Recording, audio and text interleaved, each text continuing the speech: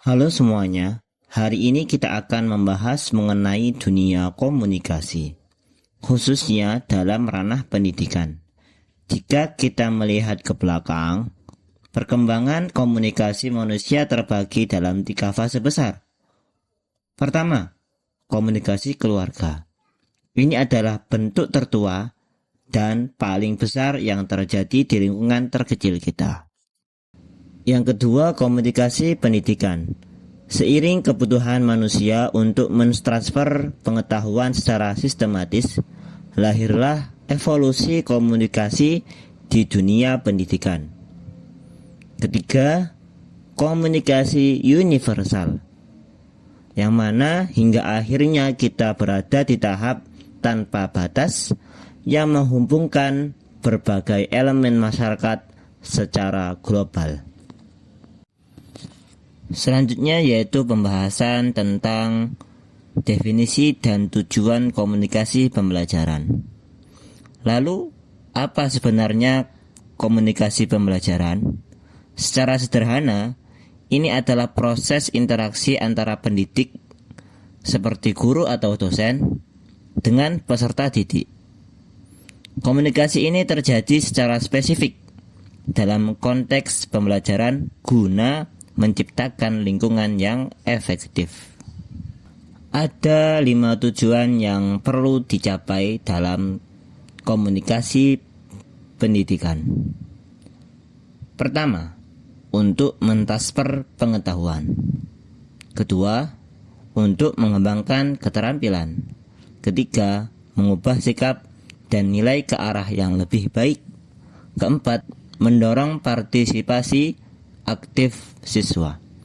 Dan kelima, memfasilitasi pemahaman agar materi terserap dengan sempurna melalui transfer yang efisien.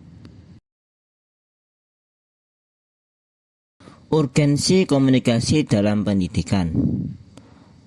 Mengapa komunikasi menjadi sangat krusial atau mendesak dan bahkan bisa dibilang sangat penting dalam pendidikan? Ada 3 faktor kunci di sini. Yang pertama, manajemen waktu. Komunikasi yang terencana memastikan pertukaran ide antara pengajar dan siswa berjalan efektif. Yang kedua, motivasi keberhasilan belajar sangat bergantung pada bagaimana cara kita berkomunikasi untuk membangkitkan semangat siswa. Yang ketiga, menghindari frustasi.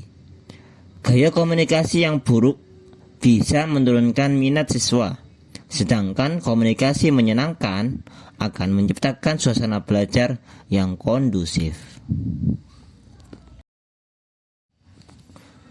Mengapa sih manusia harus berkomunikasi? Jika kita tarik ke akar yang lebih luas, ada 3 masalah fundamental mengapa manusia harus berkomunikasi.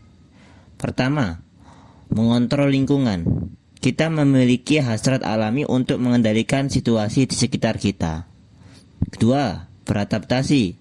Komunikasi adalah alat utama manusia untuk menyesuaikan diri dan bertahan hidup. 3. Transformasi warisan. Inilah yang paling penting dalam pendidikan, yaitu upaya untuk mewarisi nilai-nilai dan nilai sosialisasi kepada generasi berikutnya. Manfaat apa saja yang dapat diperoleh dari ilmu komunikasi? Sebagai penutup, apa untungnya bagi kita mempelajari ilmu komunikasi secara mendalam? 1. Kita akan lebih sukses dalam karir dan pergaulan sehari-hari. 2. Kita mendapat posisi sosial yang lebih dihormati oleh lingkungan sekitar. 3. Membuka peluang keberhasilan yang jauh lebih besar di berbagai bidang. 4. Dan faktanya, kemampuan komunikasi adalah satu dari 3 kriteria di atas yang dinilai dalam lamaran pekerjaan, bersanding dengan kemampuan komputer dan bahasa asing. Sekian dari saya. Mari kita mulai berkomunikasi lebih efektif untuk pendidikan yang lebih baik.